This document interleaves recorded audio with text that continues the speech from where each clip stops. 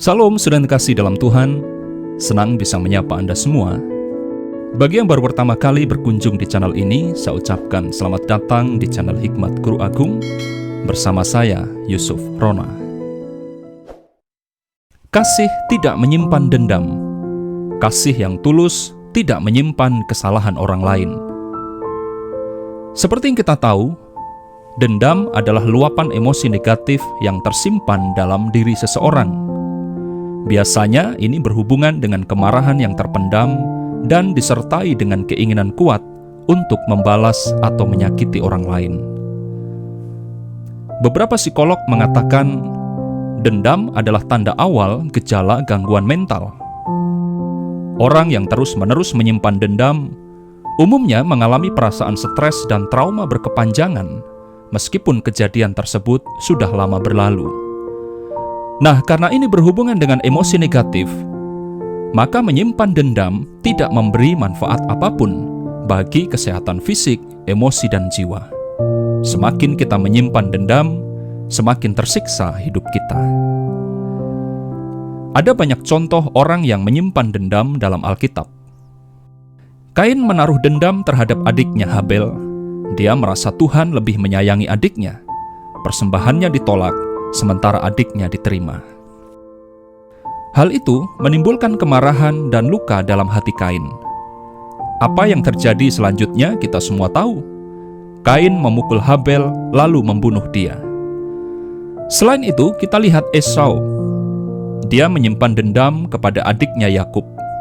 Dia marah karena Yakub mencuri berkat kesulungan yang seharusnya menjadi haknya.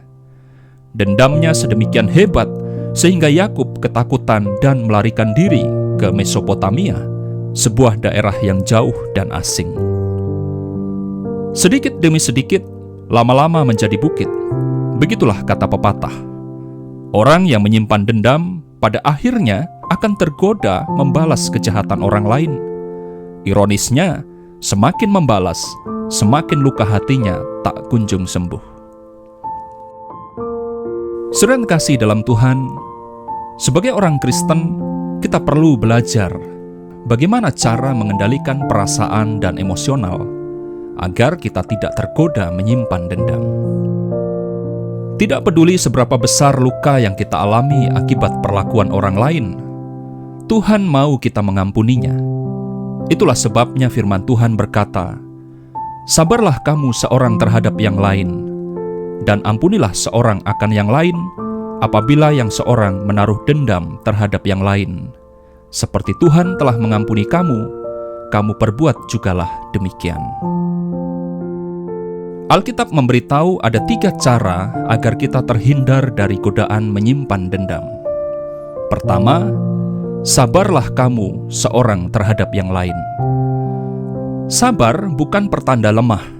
Sabar adalah bentuk pengendalian diri bahwa kita mampu menjaga pikiran dan perasaan dari godaan untuk membalas.